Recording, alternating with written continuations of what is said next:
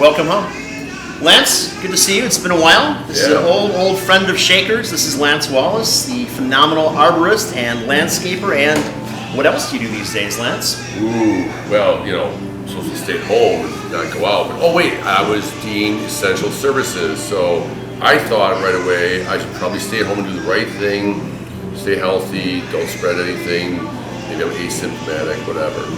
My wife says, no, you've been labeled essential service, go out and make some money if you can make the money. I said, okay. So my life really has not changed, except I get to the jobs faster, there's no traffic.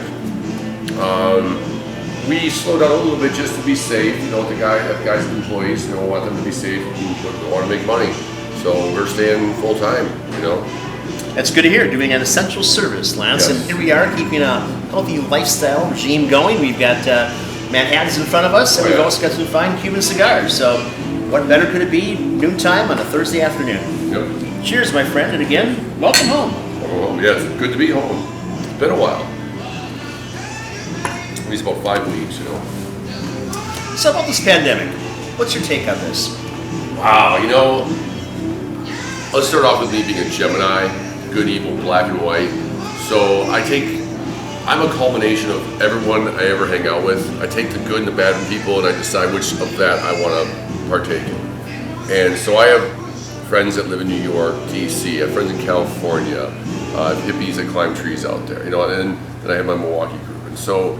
And because I'm an essential service, my life hasn't changed, so I'm not seeing the stress and the different things about this. So, I watched a lot of news the first few weeks. I mean, AM radio, my friends tip me off different AM stations. I'm flipping AM stations, catching different people and different views. And, and I have some really good people I trust that, come from banking industries and things like that, Wall Street people. And they think, some of them, not all of them, but some of them think this thing is just a joke. More people die from the regular flu. I agree with that, but this is with a shorter period of time. It spread a lot faster. But now we're finding out that maybe it was here last fall in California, and I have friends that said they were sick in December. So who knows? I'm just taking it day by day, trying to keep my hands clean and not breathe and spit on people as much as I used to. Yeah, I see you brought a number of sanitizers, hand cleansers, and the accoutrements as well. Just some things I've always had. I bought masks because I could get them, and I gave them away to people at the VA, other doctor and nurse friends that need some masks, other people who work in a store. I wore one time because me and my friend were working on a piece of equipment. Both had to hold on to something way less than 6 feet. We measured this up. We're 6.5 feet away. 6.5 feet, absolutely. So I just go with that. But I did all my grocery shopping the week before St. Patrick's Day, and I bought a ton of soup because I don't have any in the house. I overbought toilet paper. Two reasons. I was down my last few rolls at my shop for my guys. We had a few rolls at home, and 3 of my friends told me they went to the store and couldn't find any. So I was out during the day on a Monday. No one was freaking out yet. And Menards had a whole bunch. All the other stores are sold out. So I bought 250 rolls. And I pretty much gave them all away except for the 65 that I needed or whatever. And I had a hand sanitizer left over. I bought 4 Lysol sprays. I still have them. Because at work we try to drive our own trucks. Every employee drives it. If we have to go two together, gas stations, I mixed up some bleach water. And I spray the pump down and wear rubber gloves. If I'm the one who has it and I don't know I have it, I don't want to spread it to people. I'm trying to protect everyone else in case I have it. If I wash my hands enough, I'm not going to get it from someone else, unless they spit in my face. There's something ironic here. You as a big-time lumberjack are cutting down pine trees on a regular basis, and yet here you are hoarding toilet paper because you were out. Well, I can make toilet paper too, But I felt like I bought it because I was out and I heard everyone else couldn't find it, and I had the opportunity to be in a store and they had some. So I grabbed a bunch. Seize them all, as it were. I did. Excellent. And I keep it in the back of my truck. What's happened, so the Friday before St. Patrick's Day, I took a load of logs out to a friend's farm. He does cattle, chickens, honey. So I gave him a load of firewood. He gave me 2 frozen chickens, 12 pounds each. Everyone thinks they're turkeys. I put one on the grill last week. Awesome. Smoked it with cherry wood chips, the way we used to do that back in the day.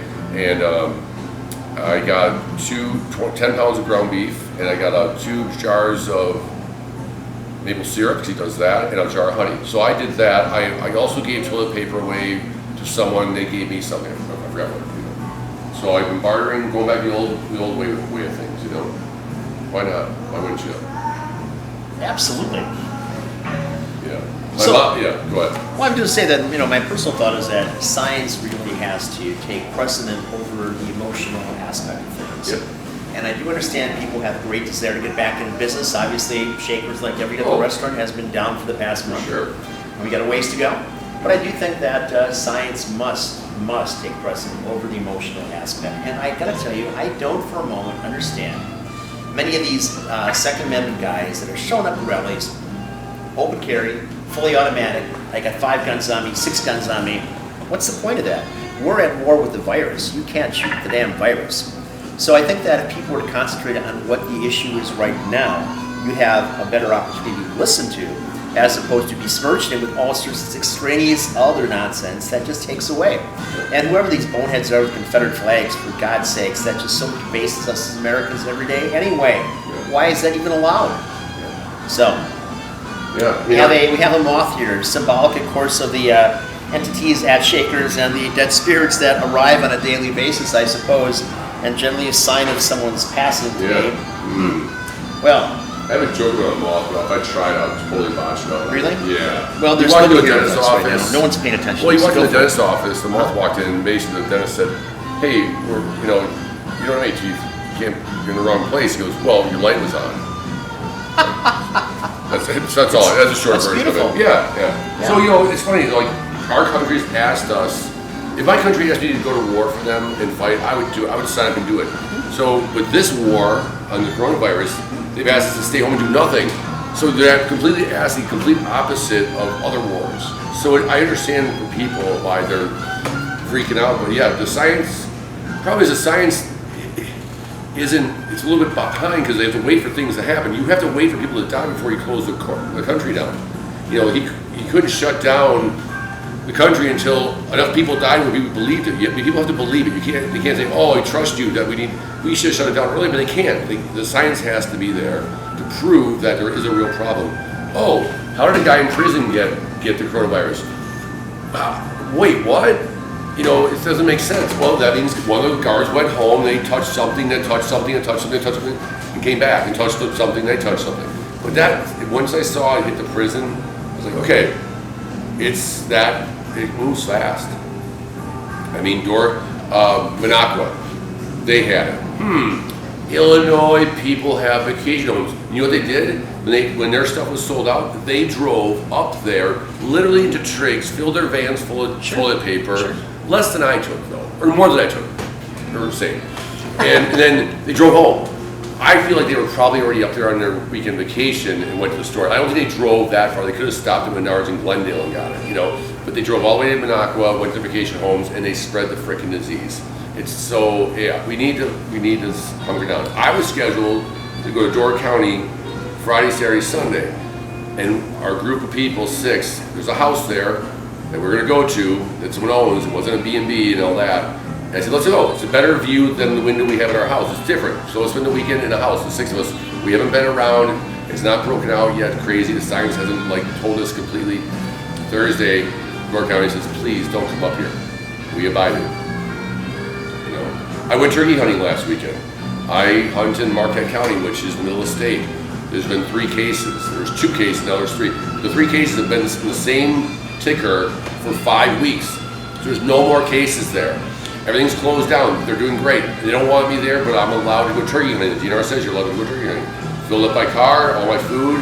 I drove up, parked in the middle of my 40 acres. I didn't see a single person for 2 days, and I drove home. I don't think that was a problem.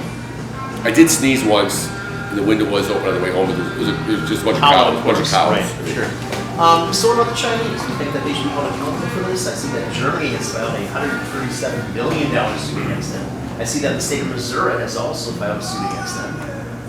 I don't know how that stuff works out. They should possibly be blamed for misleading or not putting out information early. I saw New Zealand or Australia, we always confuse those two.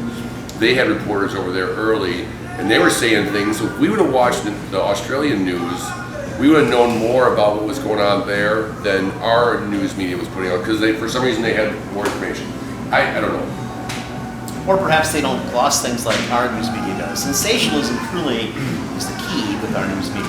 So read the back of the sanitation bottle, made in China. Read the one that I bought locally recently. Oh, made in Illinois. So everything we buy historically has come from China.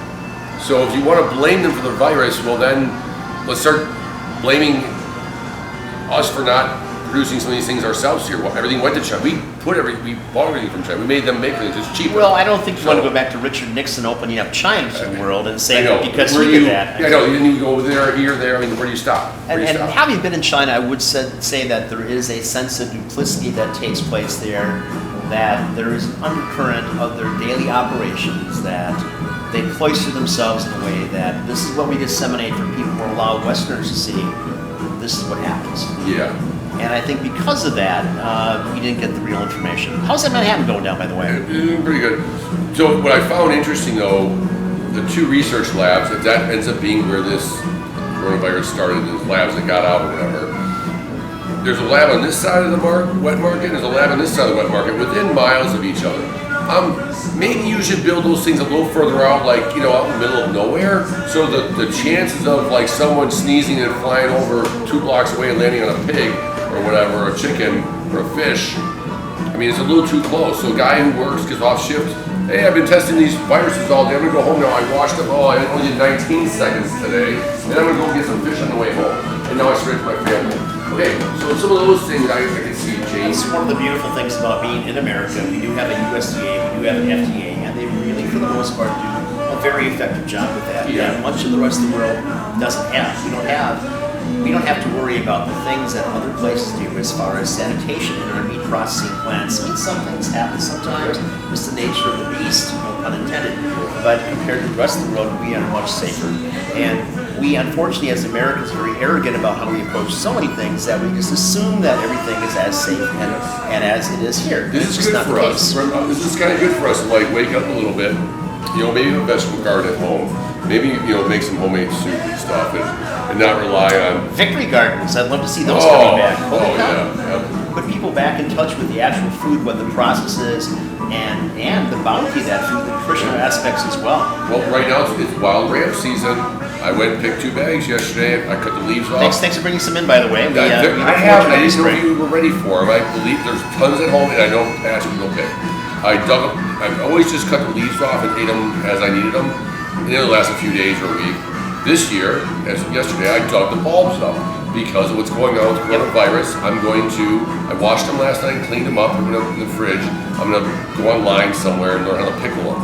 So they'll be for my martinis this winter, nice. or for my soup. Very nice. So I'm being more, Susie homemaker. I don't know if you caught my last cooking segment on the Cajun mac and cheese, but we have another segment coming up today, so we'll make it a point to get that hyperlink directly to you, Lance, in the future. And perhaps to go back and revisit us being out in the mighty forest somewhere, foraging and cooking live there. Morels season is right around the corner. Excellent. I almost smelled it the other day, right? You could smell it. It was damp, yeah. Yeah, I felt it. Earthy, damp, sexy kind of smell. Yeah. That being in France, huh?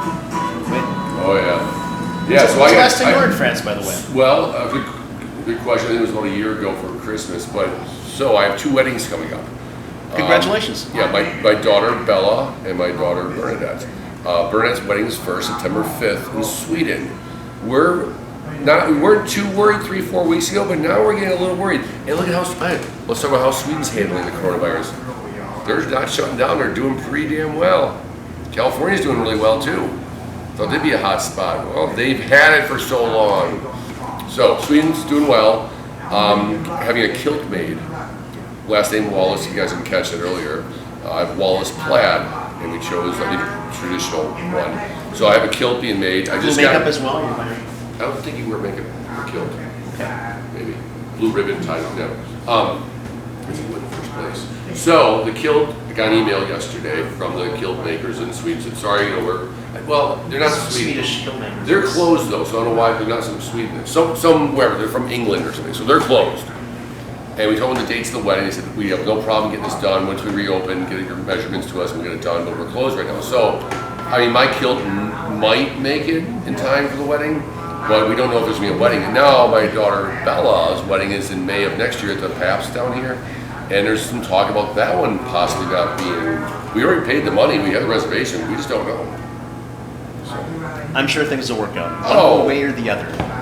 Yeah. In many ways, however, I can't help myself from thinking as a occasional conspiracy theorist that maybe this is the way to purge this rock that we're on of our species. Oh, yeah. Because we've had a run. We've had a good run. And too many people in the world, dude. We are toxic and xenophobic and all that other crazy kind of stuff, and maybe we shouldn't be here. So there's a influx of sightings of all these UFOs, all this other crazy stuff taking place, and maybe, what's taking place is we're getting ready to get moved off, gonna get evicted, right? Yeah. Oh yeah. Human race evicted, and the next species comes in. Yep. Why not? Yeah. Well, we're not gonna be here forever. And people have said the next big thing won't be necessarily a war. It'll be a microorganism. Hello, it's here. Well, or if you subscribe to the God theory, of course, he's already used a flood. He said he'd never do that again, so why not a plague? Because the locusts are all over Africa right now. The worst, apparently, bout ever. Yeah, well.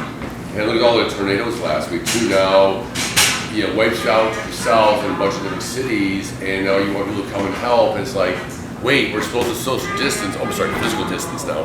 And it's like, how do you? And I'm a tree guy. I've done hurricanes. I was in Paradise last year for 3 months after that fire. Imagine if that happened during this pandemic. I thought that was your wife. Okay. Oh no, yeah. But so now, people that go do these disaster relief now they have to stock up on all this stuff when they go. You don't know where it goes.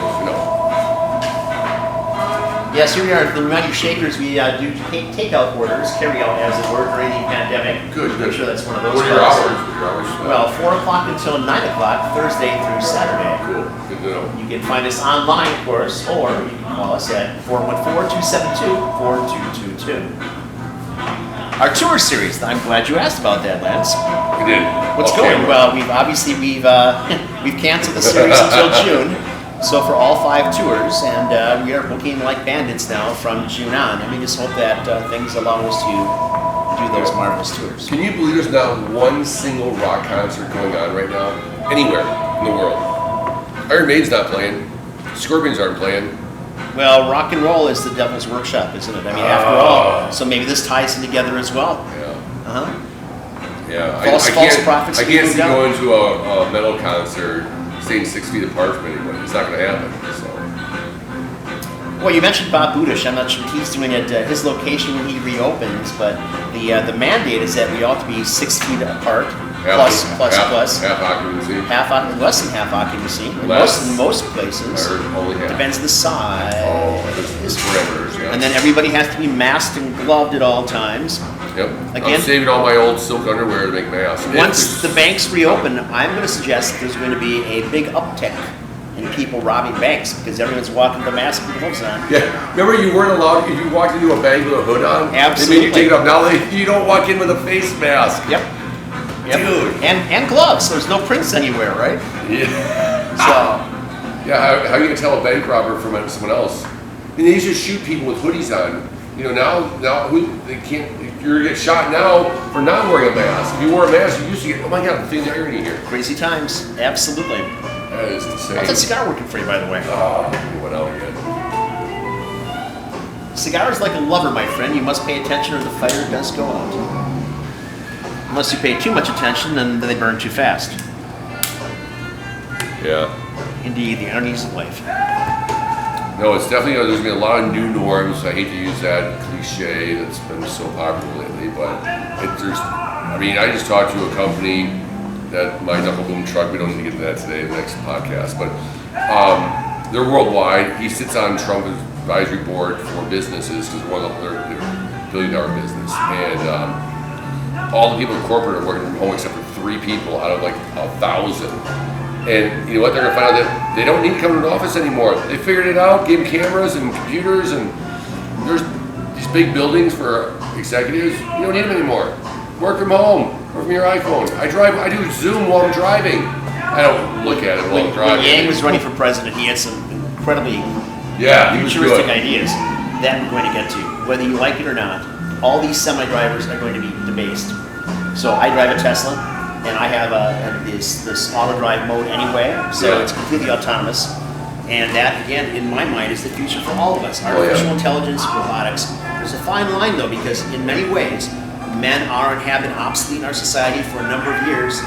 And now I think in some ways we're finding that the women really in some ways have kind of wanted men to be obsolete because we don't need you anymore, we can do everything else. Yeah. So it turns out in a way now that they are getting their own obsolescence faster than our run was because it's being changed and moved ahead by AI and by robotics. At some point, those robotics and AI are going to be building their own units and they have no need for us whatsoever. Why sustain our life when they don't need it? All they need is electrical, whatever they need to supply the currents. Well, this coronavirus thing that's going on, pandemic, I kind of want to be more of a homesteader. I want to kind of move off onto the hobby farm. I mean, I have 40 acres up north. It's not, I couldn't live off of that because it's just woods. So I don't have a river or a lake and I don't have bountiful, things to pick and eat. But time to buy some property. Yeah, I need to buy different property. But yeah, I think some people are going to go that way. Some people are going the way you just said. It's like artificial intelligence, all that. But I think a lot of people, there's a lot of homesteading shows on TV. I mean, tiny houses. I did that 10 years ago. Built one. We have a group that comes here that otherwise reasonable people, intelligent, articulate people that have property up north and are putting together this concept. It's almost like, in my mind, a posse comitatus because they design who's going to be on what outpost, on what order, who's got what rifle, what gear, who's controlling this, who's in charge of sanitation, who's doing the engineering for this. So they've already got this little micro city that's already in their minds worked out that they want to take a plan forward. And I will suggest that they are not alone. There's an awful lot of people that share the same sentiment. In some ways, it's good that we learn how to, again, have a victory garden, to grow our own things, to process our own things, and yet it just takes us further and further away from each other. And maybe that's a good thing. Maybe in so many ways we've gotten too close, too dependent upon our gear, our phones, the grid. So here's what happened yesterday. Sunday or Monday, we had these high winds, 70 mile an hour. So I had a bunch of storm work this week. And the one lady wanted to tree off her house the other night at like 5 o'clock, got the phone call. I'm like, we can make it there, but it's taking me 3 hours to get all my stuff mobilized because it's already set up for a job for tomorrow. And you're on the opposite side of town.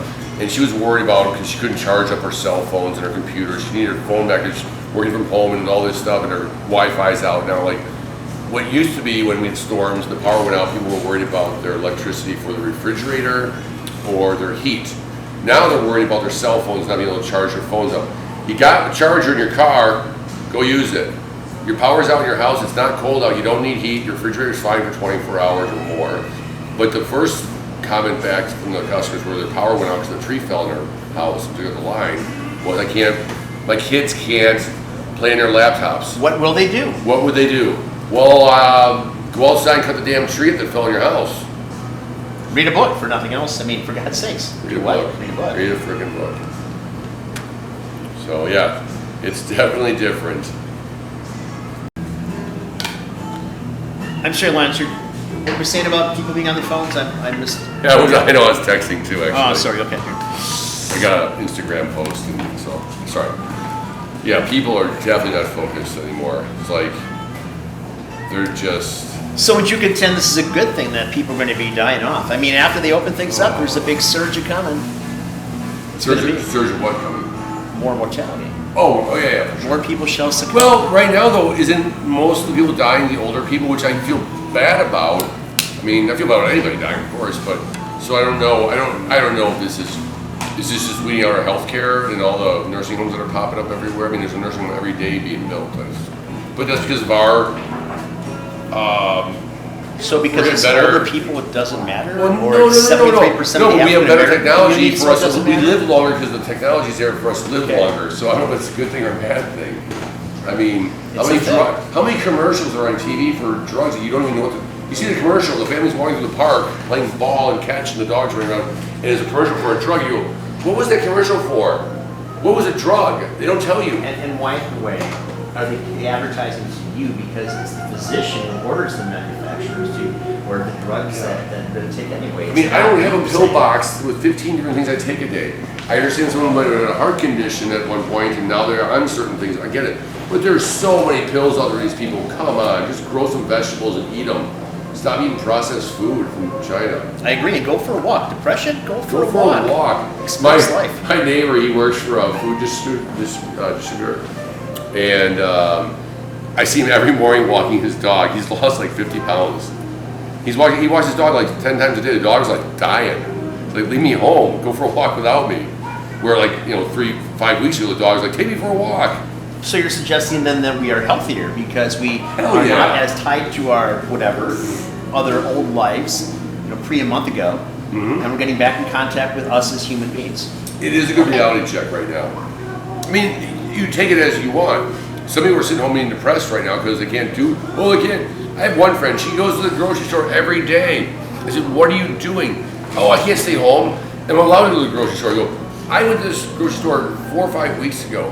I went one more time since then because my mom came home and she asked me to get her something. And I'm like, damn it. So I went. I didn't like it, but I went. Because she needed something. And that's fine, toilet paper. But yeah, these people, you go to Home Depot, go past Home Depot, Menards, the grocery stores on a Monday after Easter. Why are you here? Don't you have leftovers? Why are you shopping right now? Go home. What about industry? What about the number of plants that are shut down? It's sad, of course. For those of us that need the product, or for those people that are manufacturing things? Well, I would say it's for the jobs first, right? Because they lost their jobs. But, I mean, there's not too many things I wish I had right now that I can't get. Okay, my friends live in Butternut, Wisconsin, which is west of Minocqua. They are going to Rhinelander tomorrow to the Walmart to get their, and they're doing curbside pickup. And the only reason they're doing so, they're out of a few things they have not done. They could live for a year without having to leave their house, but they're going to go pick it up and get home and spray it down and do whatever they do with it. I said, why don't you just have it delivered to your house? He goes, oh, it's 3 weeks. Oh, okay. Well, I mean, they're not spreading or picking up as long as they grab those boxes with their gloves on and take them home and spray them, leave them in the garage for 3 days. The stuff will die in the cardboard if it's in there and on it. But. Well, here's a question. People, especially in America, are well regarded for their desire for instant gratification. Oh, yeah. On everything. Yeah. So clearly this pandemic and the shutdown has changed the way that we look about everything, whether it's getting groceries or something else. We have to plan ahead. Yeah, planning ahead. So is that something that you think is going to stay with us, or just going to be the next day it's over? I was listening to one guy on the radio and he said, oh, when this thing's over, I'm done washing my freaking hands. And then I look back at my parents, we'd go shopping on a Friday night to Pick and Save when the shelves were stocked with the cans of, or jars of peanut butter. They were still in the cardboard box and they cut the front and top off. My dad would grab the whole thing and he'd go in the basement, the old kitchen cabinets, he'd put like 20 cans of peanut butter. Historically, for the last 20 years, I buy one jar of peanut butter, and when it's gone, I go buy another one. So sometimes we go to the store 3 times a week. So we do need to get back to that. Stock up. One of my friends, she said, I did go shopping and I bought a whole bunch of stuff, but it was every 6 months to go to the store to stock up. It was right during Corona. So she bought toilet paper because that was her time to buy her 6 month supply.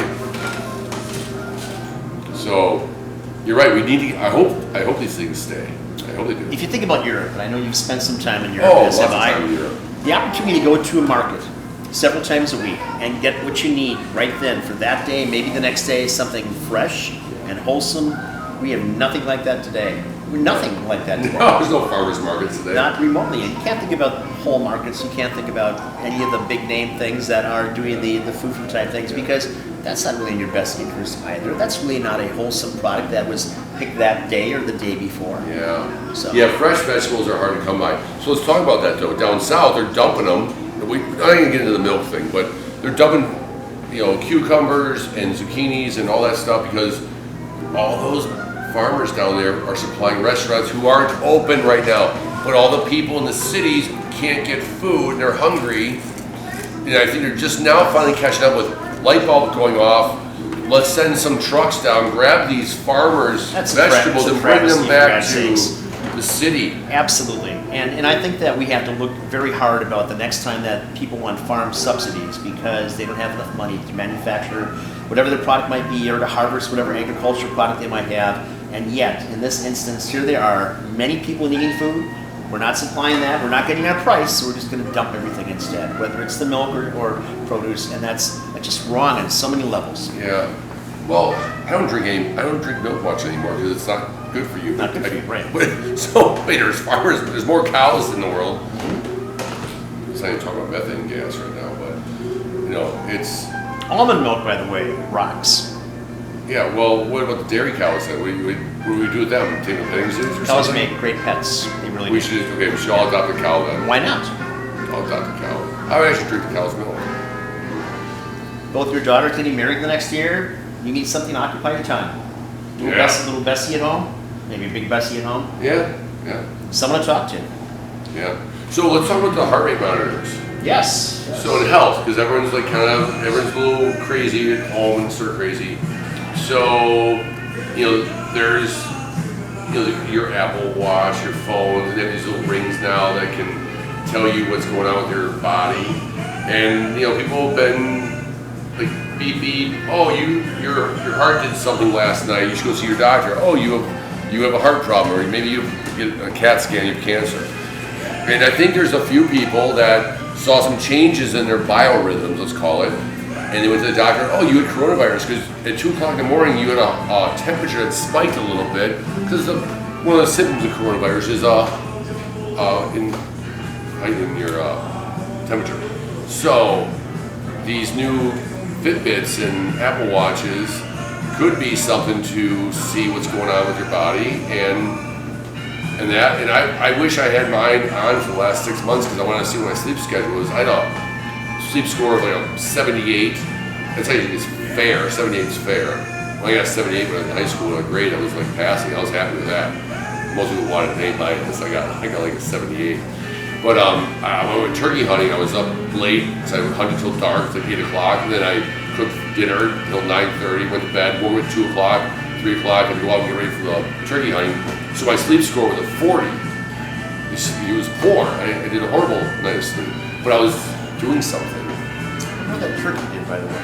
I didn't see him. There you go. Yeah. In that regard, I think here we are. We're back talking about artificial intelligence and talking about robotics, and they Yes. are really ruling our life. Because I would suggest that for the course of time, at least the last 100 years, where the lifespan has increased to 82, 85 for the standard man today. It's not a good thing. Longer for women. But in either regard, so we've got a lifespan, and yet we've got our monitors that are telling us we've got to go in, got to get something checked, got to do something else, and maybe to some degree they do help to alleviate in your mind at least that you're okay. But I bet that most people are going to be just fine without the damn heart monitors. I don't wear mine anymore, by the way. For you. Well, I don't take any pills at all for anything. I mean, I will take some herbs and things like that to help with sinuses and things like that. But it's funny they say losing your sense of taste is one of the symptoms.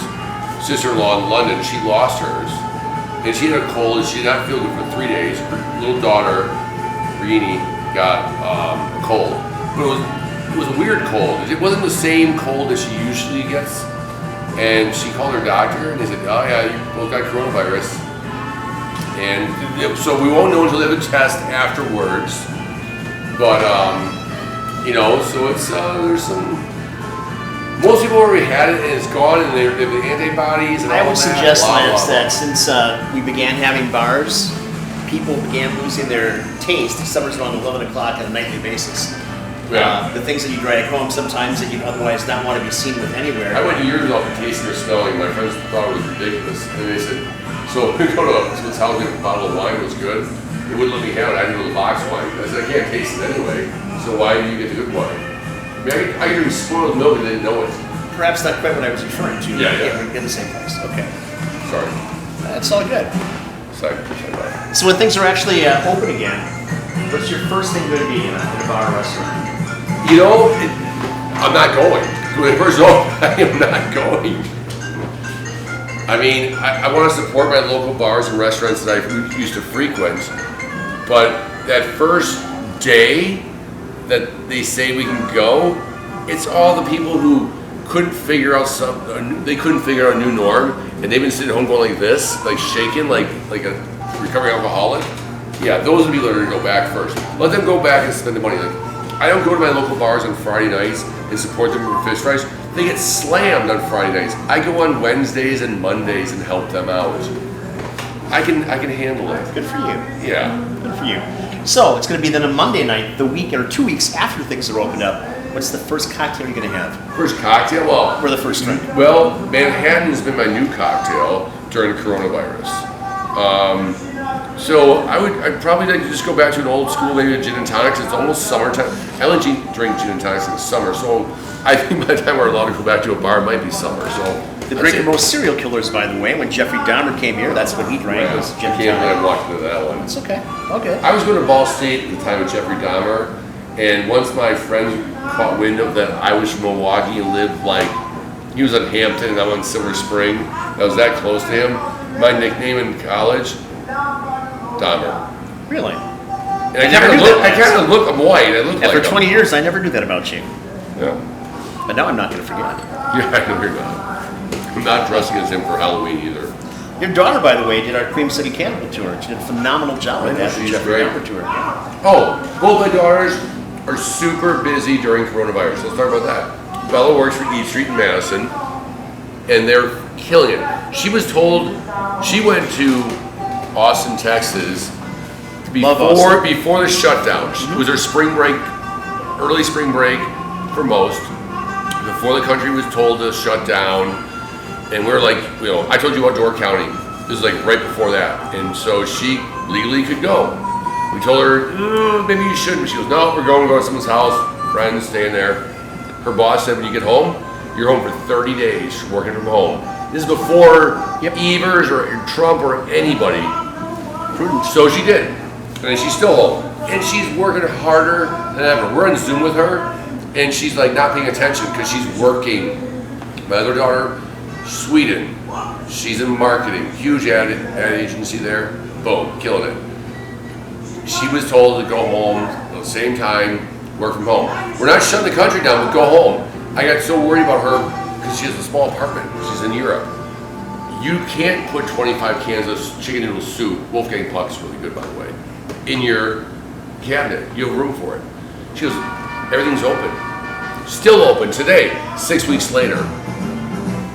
Even better, bop down to the cafe and have it there. Right, so you can still go out and eat. But Stockholm has been talking about shutting down, coming onto that island. It's a separate island city though, Sweden. And the ski hills closed early. They don't want people going Easter break to the north. The North Swedes are like, get the fuck out of here. First swear word. It's okay. No kill switch here. We're killing it. That's No, for well, sure. we're doing something. We're killing coronavirus. Yeah, we are doing that. Cigar smoke kills that. Oh yeah, absolutely. Not cigarette smoke, by the way, Well, but cigar the smoke. smoke drops as those water vapors from the coronavirus travel over to you. The smoke is thicker, catches them and drops them right to the That's floor. the technical explanation for that. I like that. Thank you for sharing that. Cool. What's next for you? I was talking to Patrick about this off camera earlier. I think I want to reinvent myself through this. Even though I'm essential services, my life, my job continues on. Nothing's changed. I mean, okay, social distancing, masks, gloves, sprays. There's so many new things out there that we can reinvent ourselves and come up. People are making masks.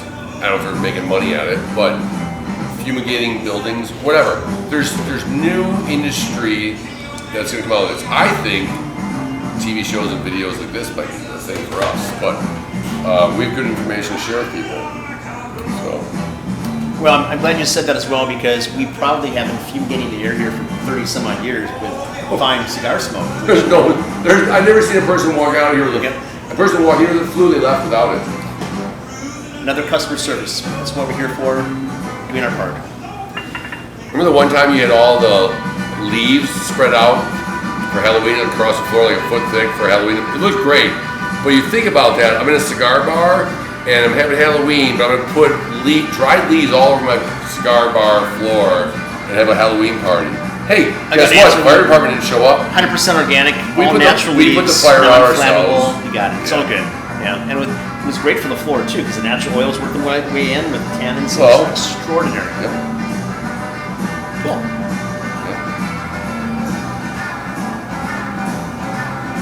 So you had mentioned before that about your wife. Yes. So what is she doing these days? Oh, glad you asked. So she's always been in diagnostics, cancer diagnostics. Like, so she wants your tissue. She wants her lab will tell you what chemotherapy you need. Well, in the last year, maybe a year and a half, she's working for a company in pharmaceutical, which everyone always said, "Oh, you're medical sales, so you sell drugs." No, I don't sell drugs. Well, now she does. She sells a drug now that's for blood cancer, and it's on phase 3, stage 3 trials for people who have coronavirus, and it's working. The Daily Update mentioned it this last week, her company. Wow. And I said, so you're going to make her stock jumped. I said, so you're still working from home, but you can't go see the hospitals and doctors and nurses. But your drug that you sell is now going to be used for not only blood cancer patients, but coronavirus people. Extraordinary. And I said, so you're going to make more money? She says, no, our company is very good with this right now. We're giving it away at cost. We want to kill this damn thing. We're not out to make money right now. I mean, I think Johnson & Johnson, some other companies are, they're making Pfizer's, whatever. They're all making stuff too. There's that one chlorophyll, whatever. But her drug is on the front lines of this coronavirus. And if it will help cure you, that's great for her. So she has lots of conference calls a day about this. So Excellent. Good for her. Excellent. Good to hear. Good for her. And she cooks a lot. Because she's home 7 days a week now. I'm sorry. She used to travel 3 to 4 weeks a day. Sometimes a week she'd be gone. Speaking of that, I'm told there's going to be a record number of divorces when this is finally over. I hope you're not part of that. Probably not. I've heard that. It's kind of funny. So one of our friends called my wife like 2 weeks ago, halfway through coronavirus, I'll say, and said, "Hey, Kirsten, how's Lance doing?" She goes, "He's fine." She's one of our friends, neighbors, but she also bartends a couple nights a week, so she hasn't seen me. No one's seen me except my tree customers. So she says, "How's Lance doing?" "Well, he's doing fine." She goes, "I was just making sure because you're not traveling anymore, and you're home, and Lance is home, and he can't do his Lance. Right now would be what festival would be going on right now? Yeah. Nothing really, right? So like when we have Summerfest, it's called the Summer of Lance. When Lollapalooza and she's traveling, it's Lancepalooza. So winter Lance, So she's been home, and I've been home, and so Jen was just concerned that maybe Kirsten buried me in the backyard. So no, he's still here. Well, obviously you're on film, so you're here. I was going to film earlier. So you'd almost say that you are the man of all seasons, then. Oh, for sure. Okay. Well, it's definitely a seasonal guy. I love all seasons. I don't wish for summer. I'm mad that winter's gone. I miss the frozen ground, the snow. It went too fast. Oh, it's not May yet, so you might get your wish. It snowed yesterday at my shop, believe it or not. I believe, of course. So. It's a very entertaining afternoon goes. And again, Lance Wallace has been in the house with us, and we're very happy to have him here. So in conclusion, I think, what are some of the things that you as a person enjoy the most, look forward to the most, and what are you hoping to regain when the pandemic is over? Well, I had a list of things for that, but then I just heard the news yesterday that this is going to hit us again in the fall. So I'm like, so then I should probably prepare for that rather than... Or squeeze in as much of what you squeeze enjoy. It, yeah, maybe squeeze in as much as I want to before that comes back in the fall. So I haven't really retooled my brain because of yesterday's news. But like I said earlier, I'm looking to ride my motorcycles this summer. It was off camera, but I said, I want to ride the motorcycle more this summer because, well, right now there's no traffic. Dumbasses aren't driving around. One interesting thing I just heard yesterday that I don't think you're going to see this in the news. I have some car guys, car buffs. They wheel and deal cars. The hottest thing right now is to sell a car. Car sales for cars that are $4,000 and less has been rocketing off the charts since this coronavirus started. People are buying cars that are worth less than $4,000. And my buddy Jeff's a dealer, and I said, why do you think that? He goes, he talked to 4 other dealers that sell wholesale, retail cars less than $4,000. And the regular car dealerships are shutting down. We know that, right? They're all shutting down except for the service department. Sales are done. They're not selling dead stuff right now. So I said, why do you think it is? He goes, I don't know. I said, well, and I said, I have an idea. Maybe because everyone's been told to stay home. So now dad or mom who goes to work, someone gets dropped off at work with the car, and then the kid or the other adult takes the car and does their gig. Everyone's at home now, and they all want to go do something. Well, we'll buy you a cheap car for $3,000 to go putt around, but you're supposed to stay at home. So I'm not sure how that's why. I don't know why car sales under 4,000 are skyrocketing in the last 2 months. Well, you're not going to buy one, obviously. So No. why would you? I was going to sell my diesel truck 3 weeks ago because the gas prices went down. My truck's about a year from trade-in, and then all of a sudden diesel at certain stations went down to $1.79, $1 or better less per gallon. Keep my diesel. So there's something going on with that. I don't know why people are buying cars less than $3,000. Unless they're gonna go rob banks and they wear masks now. I'm not sure. Why not? So aside from that, what else are you looking for? You got a couple of months before it comes back. I'm gonna try to use coronavirus as an excuse to play more golf. So last year I didn't play more than once, so I might try to do that once the course is open. But like I told you earlier, my life has not changed. I've been going to work every day. I still work some Saturdays. So I don't know what it's like to be condemned to my house, to podcast, which I love now, or my internet and all that stuff. So I would love to take 3 weeks off and just go, I can do whatever I want. But no, I'm still gonna work. I'm gonna still do what I want. I'm looking forward to my daughter's weddings and how they go on. I'm sure you are. So in the meantime, though, wines to drink, bourbons to discover. What are you looking forward to? You know, I would definitely say bourbons is something in the whiskey, rye whiskeys and things. Definitely going back to some of the old school, what do you call that? You know, the old drinks with the Classic cocktails. classic cocktails. Definitely, definitely drinking. We did go through a lot more box wine the last few months, weeks, because you go to the stores like, I don't know how long we're home for. Box wine lasts longer. So, but no, definitely drinking some better stuff. For sure. Yeah, box wine is not that far away from Kool-Aid, and in many ways we've all been drinking the Kool-Aid. So, The hands have been great. Well, thank you. We have more after this, so Yes. keep the fun going. Any food you're looking to have that you maybe haven't had for a couple of days? I'm looking for some Creole. I was actually at Larry's Market in Brown Deer yesterday. They had a year-old special for lunch, curbside pay, or come in and pay, which we did. So I bought Creole shrimp frozen pie. But I'm looking for some Cajun food because I know Louisiana is hurt right now. I'd love to come down here for some jambalaya to go this week, Thursday. Glad you mentioned that because for the past 2 weekends we have been running our Cajun Love Special. So it is a 4-course dinner that we're doing on Thursday, Friday, and Saturday nights at jambalaya. I will So be the part of first that. one in line Thursday. You can record it. I'll be here. Absolutely. Well, look forward to That's that. tonight. Why, as a matter of fact, What it time is. does that start? As at 4 o'clock. I'm already here. Well, I'm why not? leaving. I'll be here. Perfect. Absolutely. Kismet, yet again. Unbelievable. Welcome home. Any closing thoughts here? I mean, you know what? Follow the science. Do what you think is right. Wash your hands 20 seconds. And just, you know what? Be happy. Don't get all irate about politics and everyone. Just do what you think is right and wait for it. Couldn't say it better myself. Common Sense with Lance Wallace. Happy to have you in the house today. Thank you very much for being on my podcast. Look forward to seeing you soon. Cheers, brother. And a wrap.